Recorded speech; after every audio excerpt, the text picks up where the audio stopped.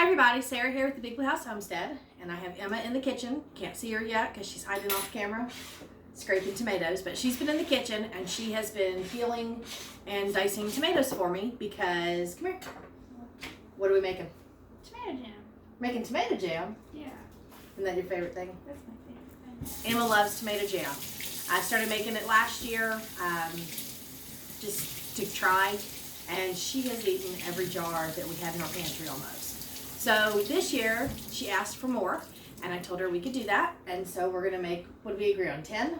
10 jars. 10 jars of tomato jam. So we're gonna bring you through and show you the process and get this all started.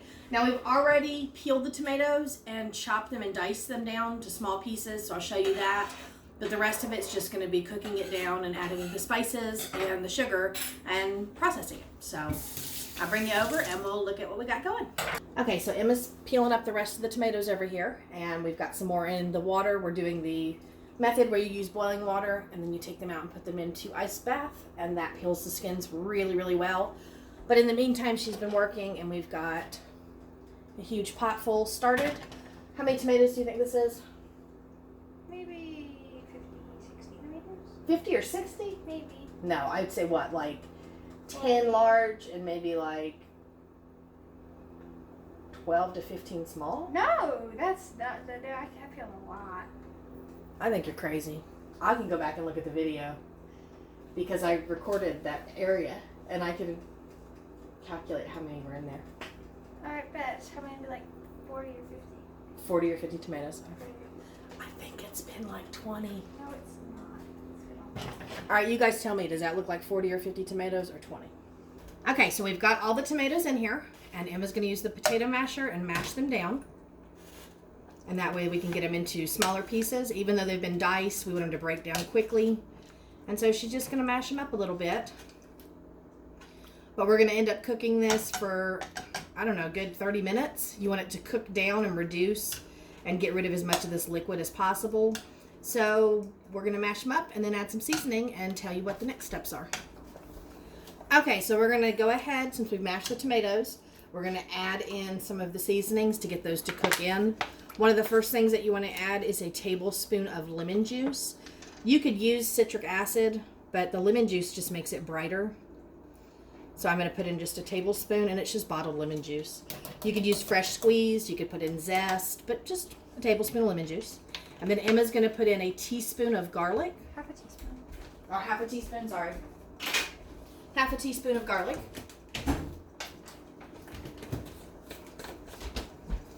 And a sprinkle of nutmeg. Girl, there you go. I love nutmeg. I eat nutmeg. And we're just going to stir this in. I'm just using this for now because it's already in there. And then we are going to add some salt.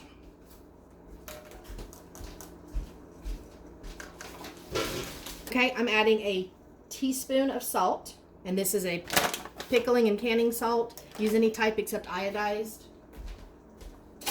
You want to use a kosher salt or a sea salt or Himalayan. That smells really good already.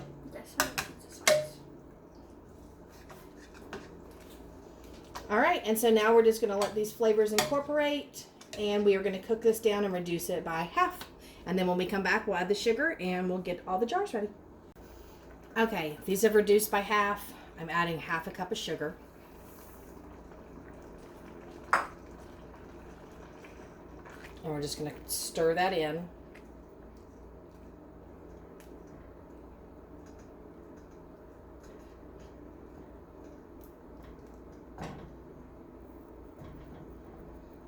And then we're going to let it cook for about 5 more minutes. Okay, so I've actually cooked this down and reduced it a little bit more after I added the sugar.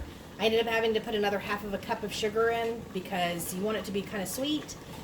And it's really up to you how much sugar you want to add, but you can see it's thickened up nicely and it looks, you know, very similar to a chunky jam. It doesn't set and gel like your standard jams and jellies do because there's not a lot of pectin at all in this, but it is good and nice and spreadable. Now I'm going to go ahead and get it loaded into some of these jelly jars, and we are going to get it put into a pot of water. I'm not using the big water bath I'm just using a small pot because I'm only doing a few jars, but we're going to get it processed and get it going.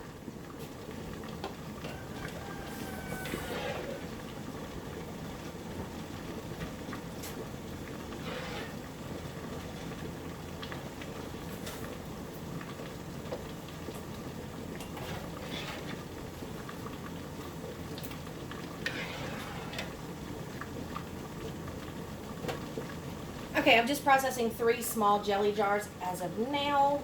I'll probably do a bunch of bigger ones here in a minute. But I left about a 1/2 inch headspace. Left about a 1/2 inch headspace, that's what we like. And I'm just gonna throw some lids on and get them into the water bath canner, and they only need to process for about 8 minutes tops. And that should give us plenty of time to get these jars sealed. Okay, these have been boiling long enough. I'm going to take them out of the water.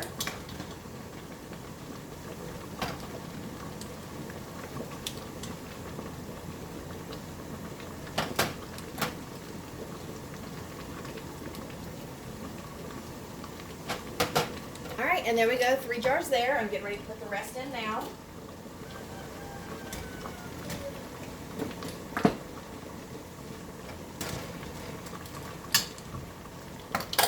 And that's it. Very simple. Emma likes to eat this on everything. She'll put it on sandwiches. She'll just eat it as a side. She'll use it as a dip. I mean, she will just eat it on everything. I love it personally on a leftover turkey sandwich when it comes to Thanksgiving and Christmas. Nothing beats that.